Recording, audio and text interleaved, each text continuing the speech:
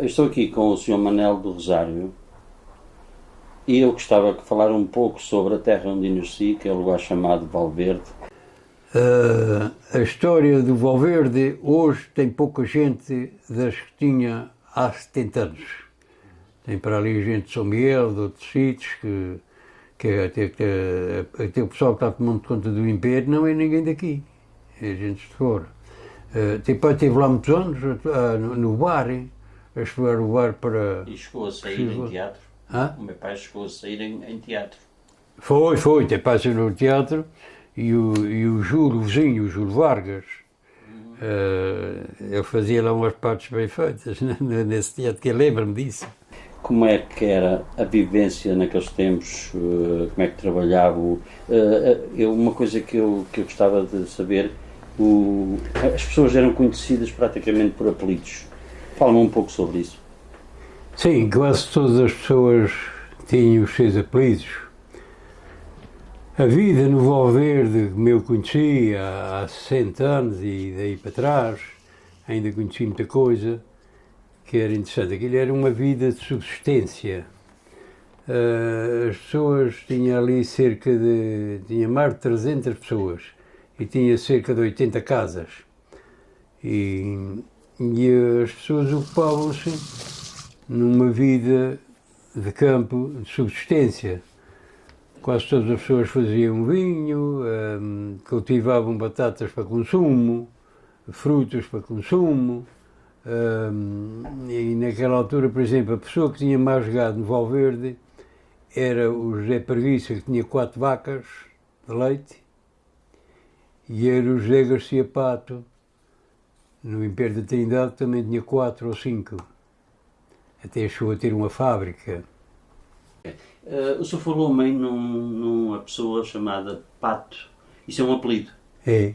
Fala-me um pouco sobre esses apelidos que havia lá no lugar. Pois, os apelidos eram assim, aquilo era uma família conhecida por Patos e havia muitos outros apelidos. Por exemplo, havia os Graxas, que era uma família muito grande, os Castigos, os Planganas, os Piratos, os Salsas, os Cebolas,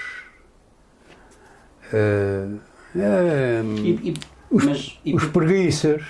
Porque será que tinham esses apelidos? Como é que iam buscar? Isto, às vezes as origens não é fácil de descobrir, às vezes alguns apelidos que se vai buscar. Ora, por exemplo, havia um homenzinho ali na Madalena chamado José Palmas. É muito conhecido, tem muitos filhos aí por um lado e outro. E eu uma vez perguntei a ele, Sr. José, porquê que puseram esse apelido José Palmas? Diz ele, vou-te contar como foi. Eu, quando era novo, sou de São Mateus, quando era novo, vinha rapaz aqui para baixo, para a Madalena.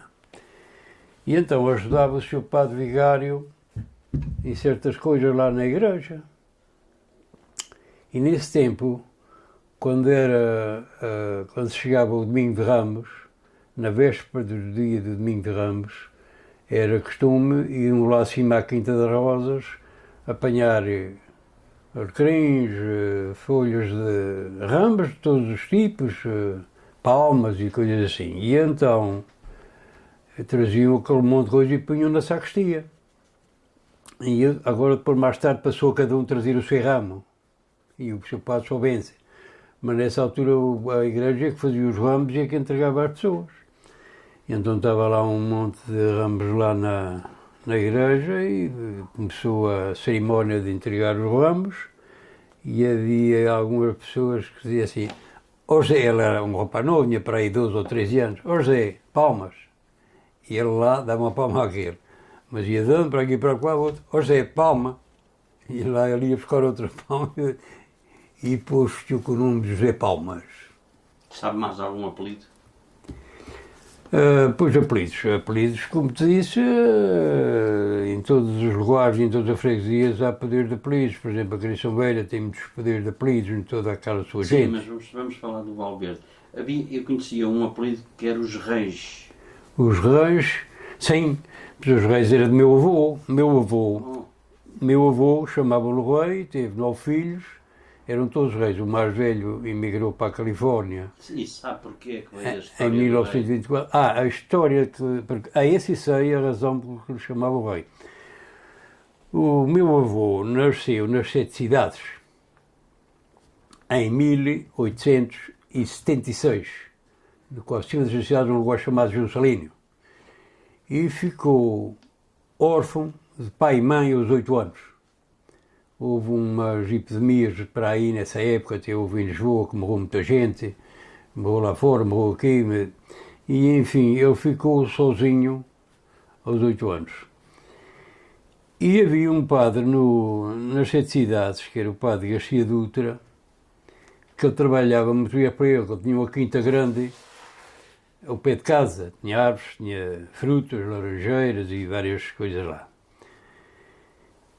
E então ele trabalhava para ele aprendeu a ler, ele era uma pessoa de inteligência acima da média, para aquilo que sei dele, era uma pessoa de inteligência, aprendeu muito, até música.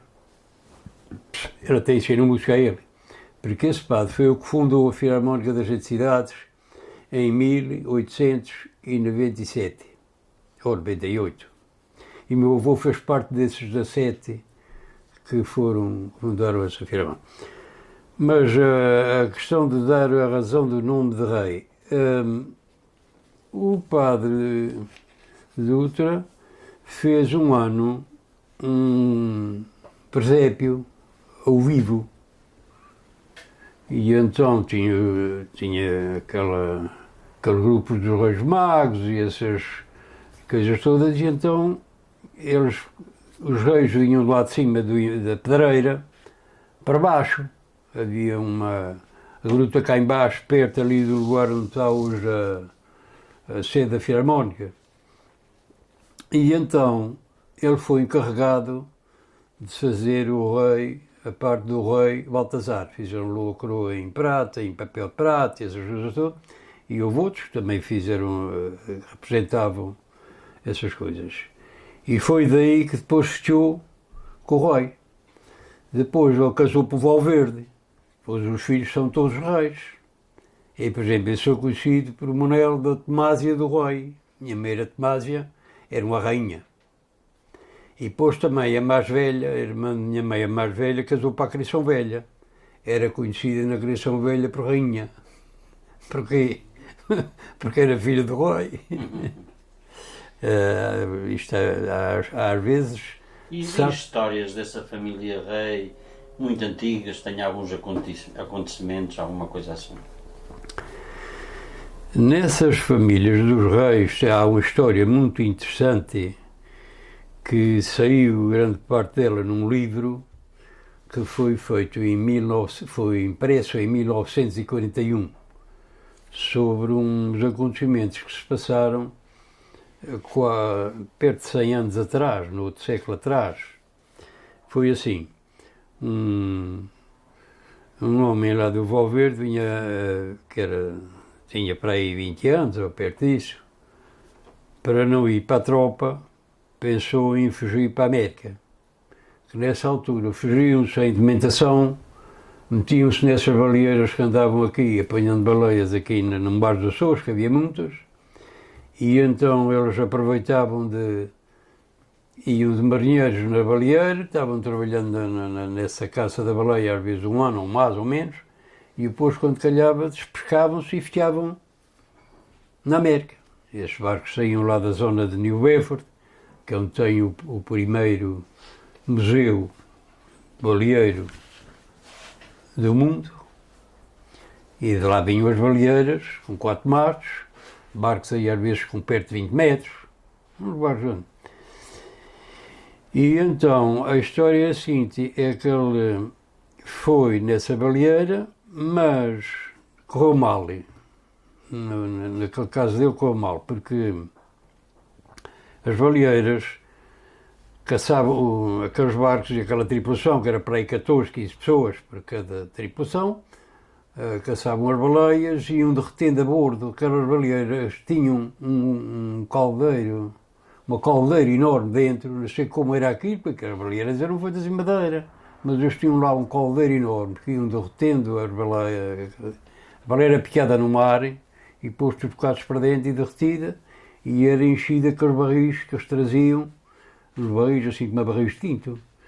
Tinham uma certa quantia, assim que tinham a carga cheia, iam para trás pôr na América e depois voltavam para cá outra vez. Mas cada vez que vinham cá, já vinham com menos tripulação. E então quando chegavam cá havia facilidade, tornavam a apanhar mais uns marinheiros para ir compor as faltas que tinham e assim ia saindo muita gente para a América, os primeiros imigrantes foi nas baleeiras.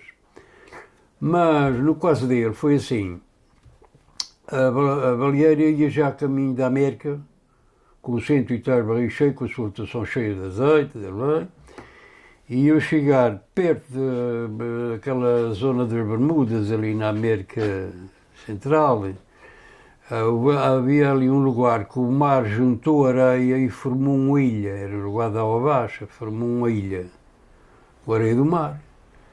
E é claro, isso não estava documentado e nem todas as embarcações tinham conhecimentos dessas coisas.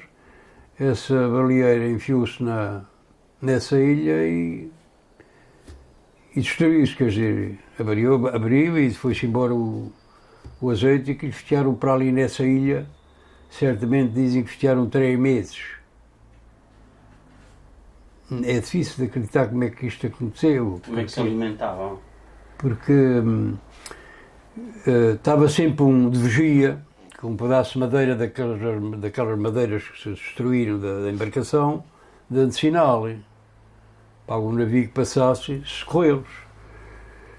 Depois, a cabo de muito tempo, sempre passou um navio, mas o primeiro que passou aproximou-se para isso, só muita gente ali, só se via algum aproximaram-se e depois viram aquela gente disputar o mar e se abria lá contra o barco, mas tinham bárbaros enormes, disseram, isto é gente brava, toca aí para fora. Fugiram para fora e não levaram. Mas mesmo assim arriaram um grande barril cheio de bolachas. Depois passaram mal, não é fácil de saber a explicação como é que aquela gente viveu lá cerca de 3 meses. Por mais tarde é que houve um outro navio que se aproximou e recebeu-os e levou-os para a América. Mas parece que havia um bicho chamado cavalo marinho que vinha dormir para a areia, que havia no mar e vinha dormir para a areia. E eles então caçavam esse peixe, dizer um peixe, para espalhar o sangue e para se alimentar. Passaram muitas sedes, porque, é claro, a água do mar é salgada. Mas depois esse meu tio, que chamava-se José Rodrigues, lembrou-se dos poços que haviam aqui e então fez uma cova na areia, mais acima da beira d'água, fez uma cova funda, mais de 1 metro, e foi cavando, foi tirando para fora e depois tirou água e viu, foi chamar o capitão e os outros, disse, olha, agora já temos água. Hoje está muito a cremar, não digo cedo, mas tem ali água. Diz ele, não venhas com chalaças, que isto não é coisa de brincar. Tu, se não tiver água, que estás dentro que tem água de abundância, tu vais levar aqui uma quintura. Não, venham à vontade. E então foram para lá e pegaram a beber e a água já subia. Diz ele, mas então vamos fazer agora de frente. Juntaram-se todos e foram mais para cima, fazer um outro poço mais fundo, porque quanto mais devia estar do mar, a água mais filtrada do sal se encontra. E então fizeram lá um poço, já nessa altura passaram a não ter falta de água. E depois ele sempre foi, e teve lá alguns anos, e depois veio para cá, mas não deixou de ir filho nenhum para a América. Porque aquele azar que teve, filhos dele queriam ir, não foram. Veio aí mais tarde, uns netos, mas ele já estava velho, ou talvez já tivesse morrido, por causa dessas coisas que aconteceu isto é difícil perceber como é que aquela gente teve aquele tempo todo lá. E então ele olhava para a lua ia voar, e então dizia assim, Lua, tu has visto o pico, como é que terá aquela gente lá? E tu aqui nesta ilha degradada, sei lá se vou morrer aqui, se não, olha, vim para a América e olha como aconteceu. Estás a ver? Depois, mais tarde, há uma coisa, as baleeiras passou a ser, depois fizeram as fábricas aí. Isto foi-se alterando, as coisas vão-se modificando, vão-se modernizando. Depois foram feitas fábricas em quase todas as ilhas. Tinha fábricas de baleia, aqui no Pico tinha duas, no Faial tinha uma, em São Jorge tinha outra na Calheta. E então as embarcações vinham para aqui e as baleias eram derretidas ali e depois mais tarde até deixaram de vir. Os botes baleeiros passaram a ser feitos cá e passou a esta indústria baleeira, pegou a ser caçada praticamente com gente só daqui dos Açores. Embarcações feitas cá, com os botes, aquilo é uma obra fina, que não é assim fácil de fazer. Aquilo é uma embarcação feita de uma maneira que é muito leve, muito esguia, com 6 remos, aquilo vai para o fora sem fazer barulho nenhum. A baleia sente barulho, mergulha. O comprimento tem que ser bem feito para não partir. Ah? E elas são compridas, tem que ser muito bem feito para não partir. São, e aquilo é levinha, para trabalhar leve, para 6 pessoas andarem bem com ela e é claro, as baleeiras, os botes baleeiros feitos no Pico não eram nada inferiores aos que eram feitos na América. E a família, mais alguma história da família Reis? Dos reis aqui de Valverde? Família Rei. Sabe mais algumas histórias deles? Olha, eu tenho uma ideia que havia um Luís que fazia quadras para o almanaque, por exemplo. O meu tio Luís, que era irmão da minha mãe, era uma pessoa muito habilidosa. E depois, em novo, foi para as Lares. Foi para as Lares, porque ele era serrador, e meu pai também era. E então serraram muita madeira para a restauração da cidade do Faial, que foi muito prejudicada com o terremoto de 1926. Houve um terremoto de 1926, que principalmente a Rua do Mar e a zona da Conceição, a Igreja da Conceição caiu embaixo toda. E depois, mas tem mais, eu lembro-me de só ter o Vital do Rei, o António do Rei, o José do Rei, que tinha uma mercearia. Sabe algumas histórias desses? O meu tio José Rei teve uma mercearia no Valverde. Lembro. E o meu padrinho Vitali, que era irmão, esse também foi para a América. E a família toda. E mais tarde, meu tio Francisco. Meu tio Francisco foi o rei que teve mais família. E também minha tia Maria na Criação Velha. Eram 7. Mas... Só rapazes. Só rapazes. Mas eu tive umas dificuldades, porque numa certa altura eles ainda eram novos, uma parte deles não trabalhavam ainda. Eu até sou padrinho do Morelo, que está na Flórida, que é mais velho que eu 20 anos. Sabes, ele adoeceu com tuberculose. O tio Vital. Não, meu tio Francisco. O Francisco, desculpe. Meu tio Francisco, que nasceu a 20 de fevereiro de 1921. E casou já com mais de 30. E então, foi de maneira que ele teve que ser tratado no Faial e foi isolado.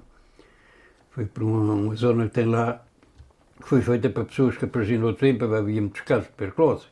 E então fizeram lá uma enfermaria, uma casa de parada chamada Lazareto, não sei se já ouviste falar nisso, e as pessoas que lá iam, as visitas, não entravam. Aquilo sai uma doença contagiosa. E a vida ficou um bocado extraviada, porque sabes, os 7 filhos, e fui buscar o Manuel para a minha casa, ali embaixo, que era padrinho dele, o Antônio Brum, fui buscar o Gabriel para a sua casa, que eu já trabalhava qualquer coisa, já tinha 13 ou 14 anos. Muito bem. E outros pegaram outros, ao entrarmos ali uns meses, até que a coisa se foi resolvendo, mas eu tive um... E tenho uma ideia que fizeram um peditório. Eu penso que sim, foi feito. Foi. Pediram uma coisinha por dele, e uma família que ajudou muito a meter foi o Cebola, que era vizinho, também levou um para casa. Ele tinha uns 4 terras, só em volta de casa tinha lá mais 6 alqueires. É onde está hoje aquele grupo de casas que o governo fez ali no Cerrado Cebola, que aquilo era do capitão que lá morou, daquele capitão Mor que morreu lá nessa casa. Isso era do Cebola.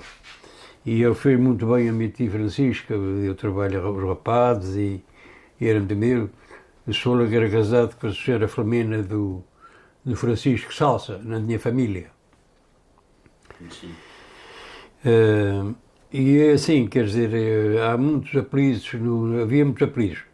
Aquilo tinha... Mas depois o Francisco emigrou com os filhos todos. Sim, ele emigrou em 73. Teve algum tempo em São Miguel, estiveram todos lá, tiveram que trabalhar lá porque estavam a ter despesas. E depois caminharam para a América. Mas isso atrasou porque eles eram para ir para a América. Mas quem fez a carta chamada para eles foi a minha mãe, lá de cima da Califórnia, que estavam lá trabalhando na vinha do Guarulhos. Meu pai trabalhou lá 6 anos. A maior vinha do mundo, está lá no... que é do tamanho de Pico. E então, minha mãe dizia, pá, isto aqui ocupa muita gente da vindima e tudo, vocês vão chegar aqui e vão vir vindo mais para cima. Mas isso atrasou, e a coisa lá, quando vieram a chegar lá, já tinha passado a mim, e chegaram à América e já não foram para a Califórnia. Já não tinham lá, já não ia tempo para ir ter a vinha, senão tinham ganho uma cheia de dinheiro lá na altura que entrava. E então ficou cá por baixo, na América do Leste, como se costuma dizer. E tenho um filho, que é este, que é meu afilhado, que está hoje na Flórida, já me convidou a ir lá, estive lá uma vez 3 semanas em casa dele, que estou e é hoje doutor de História, de lá fora, na América, mas veio também fazer esses exames a São Miguel, quer dizer, é doutor de História. Tem escrito alguns livros, principalmente sobre os descobrimentos do João II, no tempo dos descobrimentos da América. E ele tem vocação e gosta muito daquilo. Já fez vários livros e tenho aqui todos os livros que ele fez, já me ofereceu. Do Colombo. Sobre o Colombo. Acentuar mais ali no Valverde. Estou a lembrar aqui de uma coisa. Eu falei da mercearia do rei, do José do Rei. Sim. Mas também, e lembro-me de haver uma mercearia ao lado de um senhor que até não sabia ler nem escrever. Era do Miguel Plangana. E conte-me lá como é que ele fazia as contas. Ele não sabia ler nem escrever, e apenas sabia sentar o seu nome e era mal.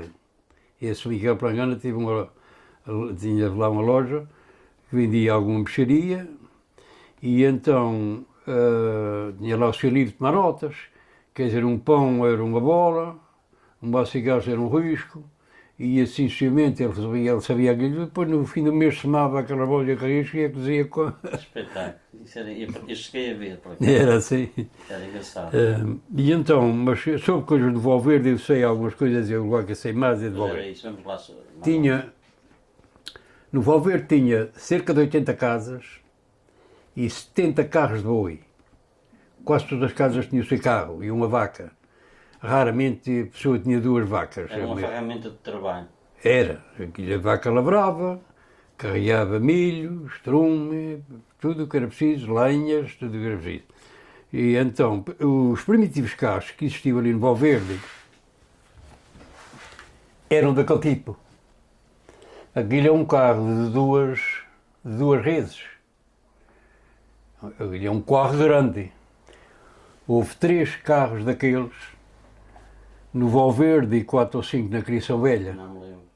Nem é do meu tempo, eu não me lembro. Eu vi num armazém, um pedaço de um carro desse antigo, que me disseram que tinha pertencido a um carro, numa adega, que tinha pertencido a um antigo carro de 2 bois. Mas como a maior parte das casas não tinham 2 redes, e também o carro era um bocadinho grande para os caminhos que existia, então passaram a fazer o mesmo carro, muito parecido, mas mais pequeno, e só de uma vez. A gente tinha um, e tinha António do Rei tinha outro, os restos todos tinham os seus carros. E alguns até tinham a tafona, que era uma... O meu pai também sempre teve carro de bois.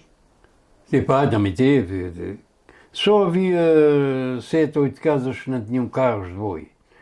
E até às vezes carregava-se também em balseiros água daqui debaixo dos poços, porque a maior parte das pessoas não tinha um tanque de água, doce. Isto era uma vida complicada e difícil há uns 60, 70 anos. E a lenha, toda a cartada nos carros de bois, Eh, a uva para fazer o A vinho. uva, tudo isso. Ali, que repara bem, ali neste caminho agora, ao lado do mar, deste caminho que está feito ali por baixo das vinhas fora, por cima daquele agido, rente o mar, há lá umas relheiras fundas, onde passavam aqueles carros, que aquelas rodas têm uma chapa de ferro. As relheiras com um mar de 2 polegadas de fundura, onde os carros passavam a cartar a uva para... Muita gente não acredita que foi as rodas dos carros de bois que fez aquilo. Como é que dizes? Há muita gente que não acredita que aquilo foi as rodas dos carros de bois. Sim, mas não pode ter sido de outra maneira. Está lá um par de relheiras a 1 metro de distância, era o rodeiro, o rodado de coisa. A vida era muito difícil. No Valverde teve alguém a fazer trabalhar de ferreiro. No Valverde tinha um senhor que trabalhava qualquer coisa de ferreiro, mas pouco. Alveões e foices e miudezas, que era filho do senhor Manuel Ferreiro da Criação Velha. O senhor Manuel Ferreiro da Criação Velha tinha 2 filhos a trabalhar com ele na tenda e então os carros eram todos enferrados com aquela chapa de ferro. Aquela chapa de ferro era aquecida e soldada, porque não havia soldas, era aquecida e era aquecida numa fogueira e as rodas eram feitas em madeira de faia. Mas as rodas eram feitas de forma que eram maiores uma coisinha do que a chapa. A chapa já soldada, ali prontinha, e então aquilo era feito uma fogueira, as rodas iam para cima da fogueira, porque o calor dilatava, o calor, como se escrever, o calor dilata os corpos. É claro, dilatava a coisa e depois é que eles apertavam com os martelos, ainda em brasa, aquelas rodas, na madeira. Porque depois, quando arrefecia, puxava... A roda, a parte do ferro. A parte do ferro. E depois tinham que botar água depressa em volta, também para não pegar a arder na madeira, porque aquilo entrava mesmo em brasa. Meu pai uma vez foi para lá, estava as rodas eram feitas em 3 partes, tinha uma parte central que chamava-se o meão e tinha as queimas que era os lados, que era como a meia-lua. E então, isso o corpinho era velheiro, madeira grossa, faia. Imagina os primeiros como é que chegaram à conclusão de fazer isso assim. Mas é claro, aquilo, talvez essa iniciativa não partiu daqui, porque no Foial também faziam muitos carros de boi, e era tudo grande, os carros de 2 bois. Os primeiros carros que começaram a fazer isso foi já aí em 1800 e tal, lá conta o final, para ali 1880, daí para cá, é que começou. E penso que é praticamente o Pico que tem carros só de um boi, um animal, porque as outras ilhas praticamente é de 2 animais. Tem só uma coisa a meio, como é que se chama, um cabeçalho? Aqui na Madalena, no Conselho da Madalena, tinha perto de 600 carros de boi, só de uma vez. Eu digo isto porque o meu pai, quando fez o nosso nas oficinas e tudo, eu já tinha para aí 7 ou 8 anos, e o nosso já tinha um número, que eram todos numerados, e registados lá embaixo nas finanças. O nosso já tinha o nosso 500 e tal. Estás a ver? E havia regras para andar no caminho. Era, no lado direito, e não se podia fazer barulho. Mas o quarto, quando vinha carregado, com achas ou com coisas, começava a cantar. O que é que cantava? Aquecia? Era as cantadeiras no eixo. Mas aquilo era proibido para não fazer barulho. Então eles usavam uma caixinha presa por baixo atrás do cabeçalho, por baixo do soalho de carro, uma caixinha com sabão, que era para voltar meio com um bocadinho de sabão. Quando ia a cantar, eles preparavam a res, abriam a caixinha, tiravam o sabão e untavam as rodas porque dava multa. para não fazer barulho. E meu pai, muitas vezes, No mato não havia grande problema de fazer sacheada, mas quando andava aqui perto das casas, de volta e meia, ele, porque aqui também aquecia, apanhava mesmo trepadeira. Não, não, aquela erva das galinhas também chamam trepadeira, aquela uma trepadeira que é grossa da folha, e esfregava no osso do carro para evitar reservar. Mas uma vez meu padrinho Vital vinha com um carro de boi carregado de monda seca, monda para estar nos coares das vacas e dos animais, que faz um volume grande. E quando chegou ali à eira, o coar vinha cantando e ele foi dar sabão e achou que estava muito quente, um calor, e veio e disse: "O diabo, isto está quente aqui", e veio e parou o coar. Isto um pouco acima daquele caminho que vira para o lado da Ermida, ali na eira, aqui. Havia um largo aí, ele deixou o carro aí e trouxe a vaca para baixo e veio para casa. Sabe o que é que aconteceu? Dei pouco tempo. O lume do quarto ardeu o quarto e a monda. Já estava em brasa. Pois aquilo aqueceu, o lume, parece que a primeira vez que inventaram o lume foi um pau a coçar no outro. Ardeu tudo, só escapou o ferro das rodas. No outro dia eu fui lá para buscar o carro, estava lá o ferro da luz do carro e a monda ardeu. Estás a ver o lume desse? E lavrar era tudo com arados? Sim, as vacas trabalhavam as terras todas, que semeava-se muito milho. O Pico, num ano razoável, cultivava milho quase para si. A gente quase sempre tinha milho para a gente. Havia um ano mais fraco, quando houvesse seca, às vezes a gente comprava algum do foial, já seco. Mas na maioria dos anos a gente e a maior parte das outras pessoas tinham.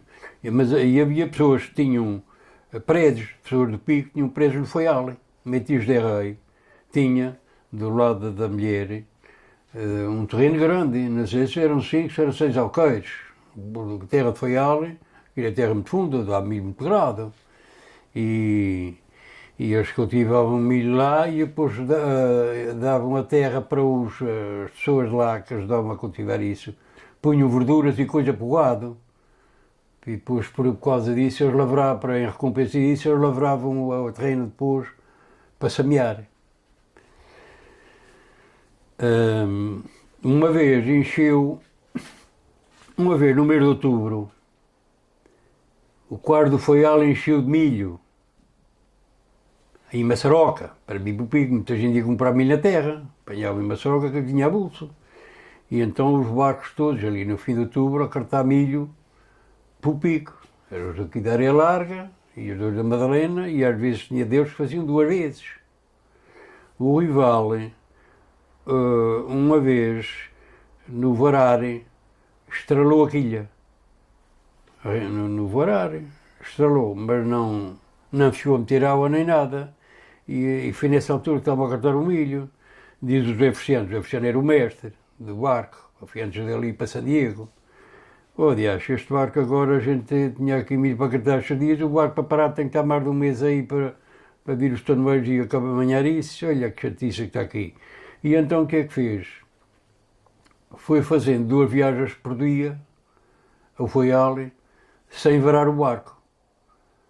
O barco ia para o foial, trazia, vinha carregado de milho, a segunda vez, e depois a vez de lá. A última vez ia para trás, e alguns marinheiros, e ficava lá preso na doca com os pneus entre o barco e o coacho, ficava ali amarrado para no outro dia de manhã carregar. Passou a fazer assim até que acabasse a faina de cartar o milho, estava um monte de milho lá, e cara de mau tempo, podia chover, e o milho estava lá ao pé da Casa da Luz, um monte enorme. Mas, o primeiro dia que aconteceu eles festearem lá, os marinheiros foram festear para a Casa da Luz, para o pé da caldeira de lume. Acendiam as colchas e lá dormiam, para não ir pagar uma cama. A parte de eletricidade trabalhava a lenha. Exatamente. A central que foi a primeira central aqui do Grupo Central, foi ali, feita pelos ingleses, por causa dos cabos telegráficos. Tinham que ter uma central para poder comunicar. E então fizeram aquela central, como já tinham uma na Inglaterra, a lenha. Era uma caldeira. Mas E a lenha ia praticamente do Pico para o Faial. toda, ia do Mistério, e havia pessoas que também estavam cortando lenha em campos para limpar, também levavam. E então os barcos da área larga estavam encarregados de acartar a lenha para lá. Porque a empresa da Luz tinha um barco seu, chamado Pico, que é que levava a sua lenha. Mas os marinheiros eram de Faial, e depois isso estava a não correr assim muito bem, e eles depois já havia um barco ali na área larga, e então venderam esse barco à empresa dos barcos da área larga, com o contrato deles a transportarem a lenha para Faial. E assim foi. Mas esse barco era mais pequeno que o que eles tinham, então o que é que eles fizeram? Eles marcharam nesse barco, fizeram o maior e mudaram de Pico para Picaroto. E esse barco sempre, a maior parte do trabalho dele era transportar a lenha para Faial. Ora, a central começou a funcionar em 1911 e trabalhou 56 anos. Nesse primeiro dia que que resolveram fechar o barco no Faial, o mestre foi lá para as Aguchas procurar lá uma senhora que fornecia dormidas, foi fechar para lá. E os outros, ele estava com 4 ou 5 consigos, eles tinham fechado no Pico. E depois foi-se deitar, mas nunca pegou no sono. Havia uma pulga qualquer, ou não sei o quê, e o homem andava a esrolar de uma banda para a outra, e a mulher estava à beira de nascer o rapazinho mais velho, parece-me que o relvo. E ele estava ali meio aborrecido com aquilo, não dormia, já era 1 hora da manhã, e disse, bolas para isto. Veio para fora, levantou-se, veio para fora, foi o barco, estou o motor a trabalhar, desprendeu os cabos, estou para dentro e ia embora. E leva o mar Sozinho? Sozinho. Chegou à Madalena, porque ele era um homem arrascado, era um homem valentíssimo. Agora no final, quando ele veio de São Diego, cortou as pernas. Doente. Lembras-te de ver numa cadeira de rodas, sim. ali na areia. E então veio para cá, chegou cá, deu à ré, já vinha de maquinista e de mestre e de marinheiro.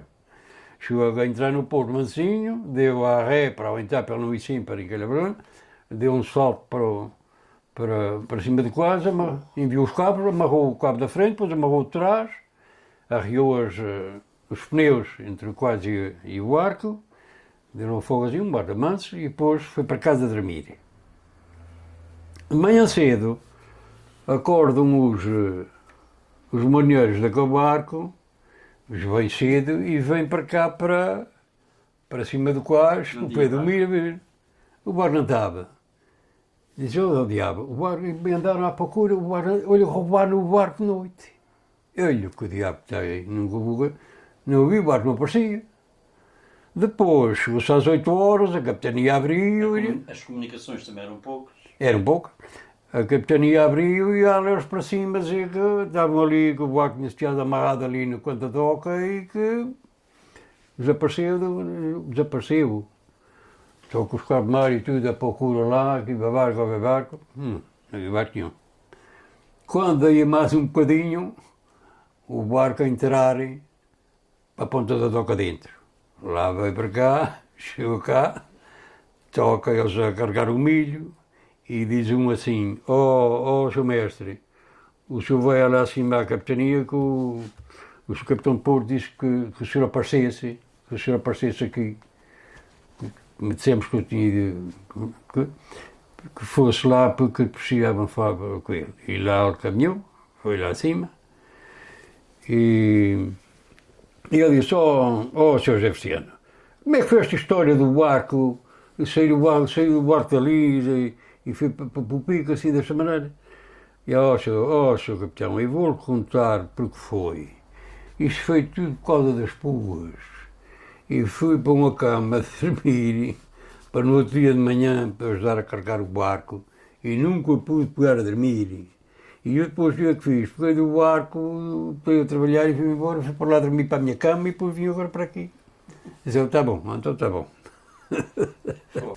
O Valverde tinha duas sociedades. havia também muita rivalidade ali entre as duas. Ou era uma coisa feia. O Valverde era um lugar pequeno, mas foi sempre um lugar de gente enrecilhada. Havia foi de maneira que aquela família que viveu ali na casa que era do capitão tinha uma coroa em prata. E então havia para fazer essa festa do Espírito Santo, deram essa coroa a um grupo que fundou o Império da Trindade. O primeiro foi o de cima da Trindade? Sim. Mas havia uns outros que juntaram-se para fazer o Império da Segunda-feira. Mas a coroa servia por dois lados. Servia na segunda-feira para fazer a posição no Império de Baixo, mais lhe chamava, e de cima na coisa. Essa coroa tem hoje mais de 150 anos. Mas eu pus umas mulheres. Mas ainda existe? Existe. Em qual o Império? No Império da Trindade.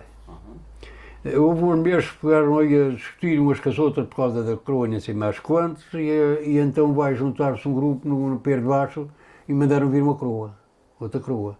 Isto em 1944. E então aquilo era um lugar tanto pequeno, bastava só mesmo haver só um império, porque era um império de 300 e tal pessoas. Há freguesias aí de 500 pessoas que têm só um império, mas às vezes também há delas que têm dois, porque devido à população, por exemplo, São João tem dois impérios, aquilo a fazer tudo só num seria um volume muito grande e era mais complicado. Ali era um lugar de quê? 100 e tal pessoas? Não, teve 300 pessoas. Sim, mais de 300 pessoas. Mais de 300 pessoas. E ficou então os dois impérios, e depois mais tarde,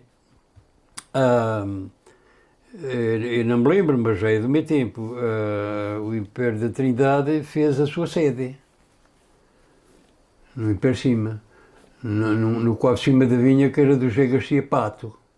Ele deu lá um quadro, que ele também era sócio, e foi o primeiro presidente. Foi o primeiro presidente da Casa da Trindade. E lá fizeram essa coisa. Depois, agora mais tarde, foi alargada e consertada, eu fazia parte, eu era presidente da Assembleia Geral, lá de cima. Essa Irmandade dava pão, era pão, no domingo da Trindade. Dava e dá. Hã? Dava e dá. Dava e continuam sempre a dar pão. E então alargou-se a casa e acrescentou-se, o teto estava também meio podre, e fez uma coisa com apoio da Câmara e tudo, fez lá e fez o bar no quadro de baixo da casa e dois quartos de banho, porque aquilo dava-se muitas vezes baile ali, e assim ficou melhor. E foi uma grande coisa terem feito aquilo. Mas vamos voltar um bocado atrás, davam baile e havia grupos de teatro que vinham de longe para ali atuar. Grupos de teatro... Esses grupos de teatro, a maior parte deles vinha... E havia problemas entre sociedades por causa desses grupos. Oh, piadas enormes. Veio muitos anos teatros do Foial, de Castelo Branco. Foi uma grande coisa terem feito as obras. Aquelas obras que acrescentaram naquela casa, achou boa. Foi que, isto foi 2 anos antes de haver o terremoto, de 1998. Foi de maneira que, quando houve o terremoto, aquilo foi enchida de colchões, o chão era cimento e tijolos. A primitiva era em madeira, era traves e madeira. Aquilo foi feito todo o chão, aquilo, tudo em cimento e tijolos. Chegou a ter lá 30 colchões, uma vereda meio abaixo e colchões às duas bandas. O Manuel Raulino Novo vestiu tanto assustado, ele tinha uma casa feita há 4 ou 5 anos, muito bem feita, lá ao pé da casa do Clemente. Não tinha vindo para cá, que essa casa nunca mais não apanhou ofenda que seja. Foi para lá fiar, assustados. Chegou a fiar lá pessoas miúdos e grandes, mais de 30 pessoas. A Casa da Trindade, que estava restaurada de novo, serviu de caridade a uma grande parte do povo. Eu fiz uns versos sobre o terremoto de Valverde, que estão lá numa pedra preta, dentro da sede. Fiz lá 3 versos. Era no primeiro domingo de setembro. Uma vez veio um grupo do Foial, de Castelo Branco, vinha quase sempre ali, e então havia discussão. Estavam a falar nisso, ainda não se sabia, havia ali um falatório sobre o aeroporto. O aeroporto era para ser feito no Pico, depois deu aí uma política de Alto Faial, e depois isso andava aqui numa coisa que ainda não havia uma definição. É como este aeroporto de Lisboa. Há alguns anos, uma vez, puxavam para ser para o Alcochete, outros era no Montijo, e este era assim. E então o teatro tinha uma parte que dizia assim, o aeroporto vai ser feito em Faial. Era uma representação a representar o Pico, outra a representar o Faial. E então o Faial dizia assim, vives ok, ainda melhor que o rei, se te empregares cá no campo do Faial. Eu serei rei, esse era do Faial, esse que estava falando isso. Minha mulher é rainha. Mas depois virava-se para ele e dizia, mas diga, senhora minha, onde é o campo final? Quer dizer, ele ainda não estava a certeza confirmada. Ainda não havia decisão. E aquilo eram umas cantigas com piadas. Havia uma rivalidade muito grande, qual era que tinha o melhor teatro, e uma vez veio um da Ribeirinha, que eu mandei buscar, e estava na direção nessa altura, veio um teatro da Ribeirinha que deu ali 2 espetáculos, no Império de Cima, que aquilo encheu de gente por cima das paredes e os bancos tudo cheio e coisa. Os 2 dias, que saía nele um rapaz que era muito habilidoso, que está hoje na Califórnia, um Laurénio Tincourt. Esse tipo era fora sério. Ele chegou a ter um duo na América, mas o Chico Ávila, de cantorias, de coisas assim. Esse gajo é dos principais atores, diz assim, de tal teatro, num ato de variedade muito bem ensaiado, muito bem feito, e isto foi em 69. Mas houve um teatro que ia dando mau resultado cá embaixo, no Império de Baixo, um teatro de São Mateus.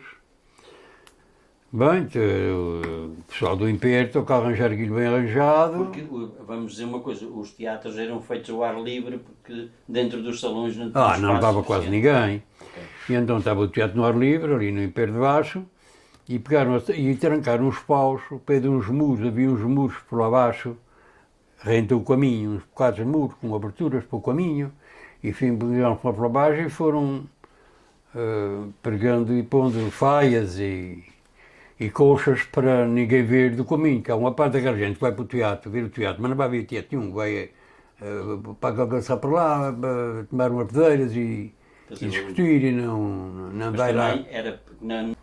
Estava o lar quase cheio, mas havia uma entrada em frente ao portão do Fortunato de Salsa. Havia aí uma entrada larga com 2 metros onde estavam entrando e saindo. E o que é que faz? Um grupo deles, aí 5 ou 6, mas o Fortunato, foram buscar 2 vasilhas ao armazém e fizeram o portão e as pranchas em cima. E saltaram para cima para estarem vendo o teatro. Uns lá da direção da segunda-feira, o que é que fazem?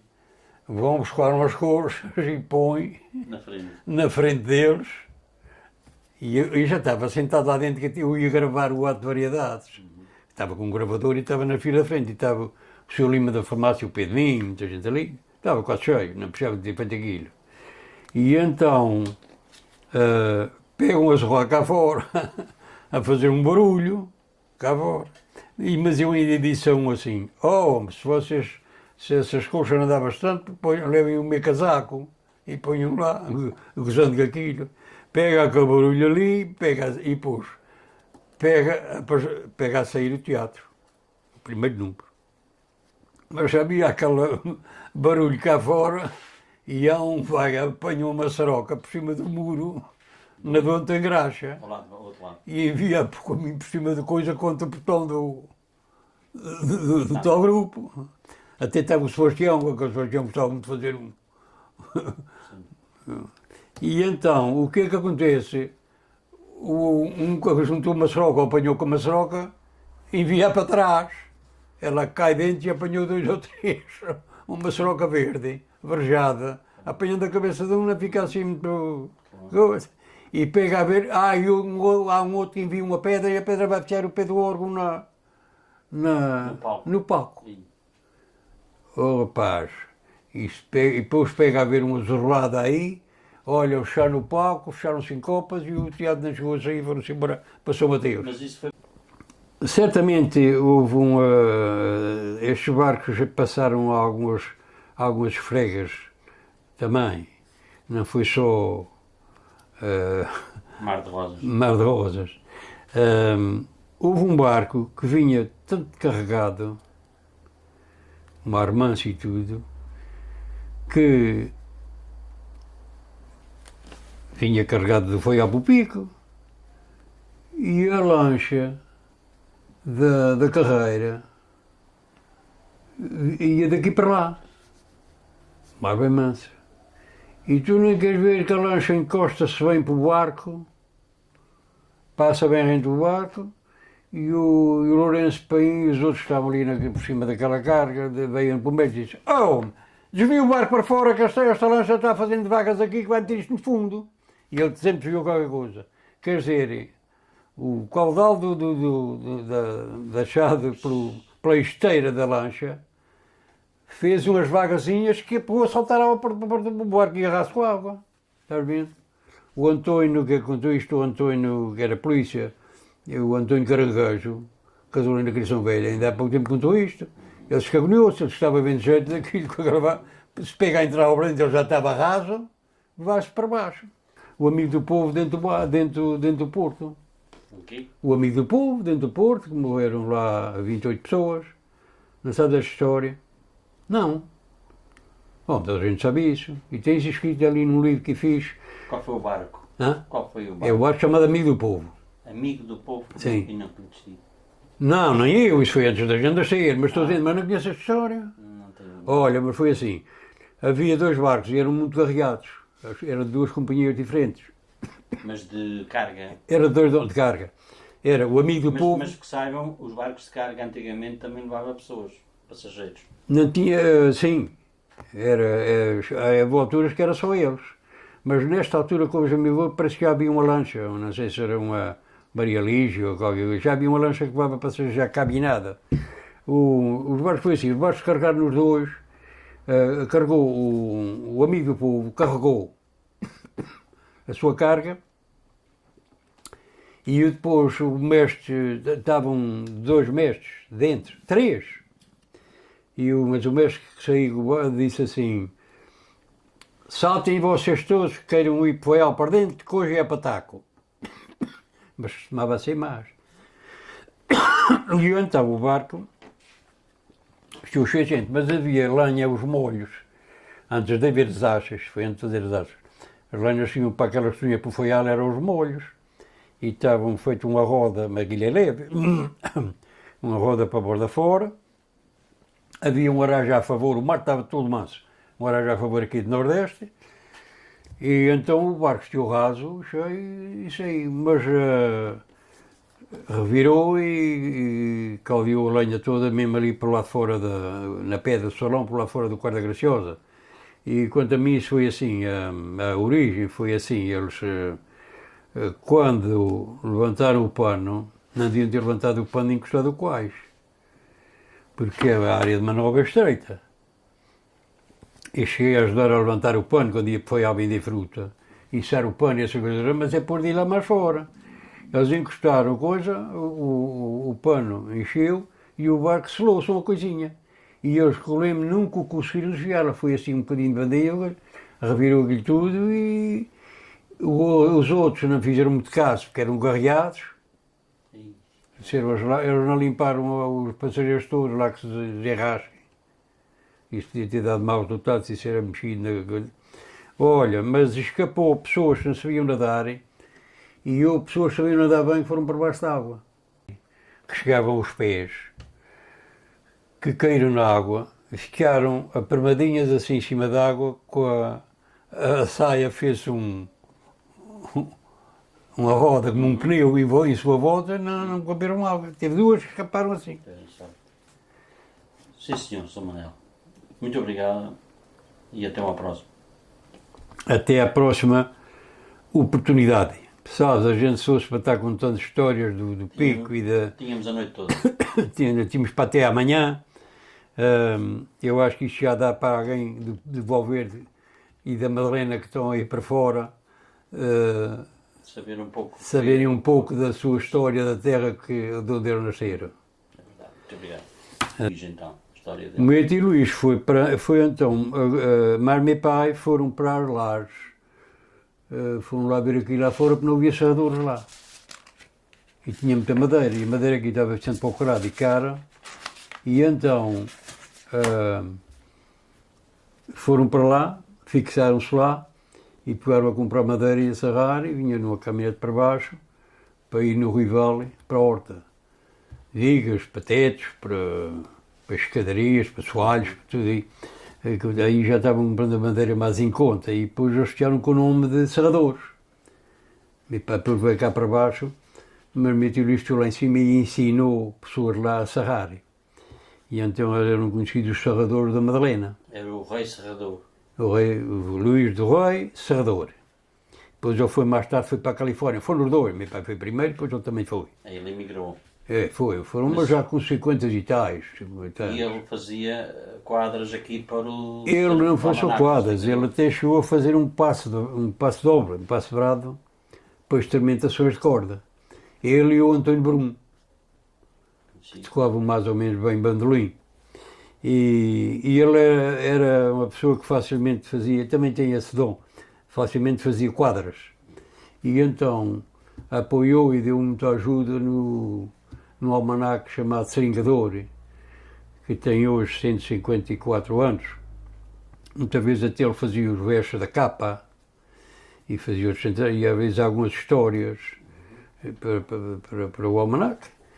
E depois mandava buscar os almanaques para cá para vender lá naquele dia um estabelecimento de mercearia para vender lá nas lares.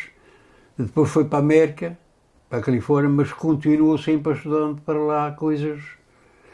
E então vinha, mandava buscar um palho deles e vendia aos imigrantes que estavam habituados a ler aquele jornal.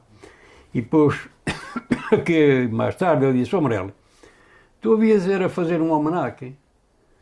Não há almanaque nenhum no Pico nem no Faial. E disse: fazer um almanaque. Isso é uma coisa muito complicada. Fazer um almanaque não é assim de qualquer maneira. O almanaque saía no domingo da Trindade, no domingo Espírito Santo. Dizer: não, isto tem uma regra, umas contas a fazer, e tu sabes muito bem fazer contas, tu eras capaz de fazer um almanaque. Ele disse-me aquilo. E depois acabamos, acho que fui para a reforma, peguei a ler alguma coisa e a tentar perceber como é que aquilo é feito, porque foi feito foram feitos vários, mas aquele do Porto foi o primeiro. Aqui são pessoas que os fizeram, não foi ninguém que veio da Lua acabar de fazê-los, são pessoas que têm capacidade. E então estudei o processo e depois para isso contribuí muito. Foi um cadernozinho muito antigo, que tinha mais de 100 anos, que o Padre Lima me emprestou. Eu, em conversa com ele, disse: mas assim, estava pensando em experimentar fazer um almanaque para daqui. Dizer: pá, isso era uma boa ideia. Dizer: olha, eu tenho um livro feito há mais de 100 anos, que tem já estudos e coisas muito importantes sobre as luas e sobre várias coisas, e então ele emprestou-me esse livro. E eu copiei-o, é um livro pequeno, copiei-o para um caderno, e depois, a cada 3 dias, dei o livro para trás. E fui andando, e aquilo não é assim tanto complicado para pessoas que tenham alguma capacidade de pensar. E isto é tudo alterado por causa das luas. Por exemplo, eu posso fazer agora aqui um almanaque para daqui a 10 anos e eu caio certinho o domingo Espírito Santo e o domingo Páscoa nos dias certos. Isto pode parecer estranho para alguém, mas eu sei fazer isso. Muito bem.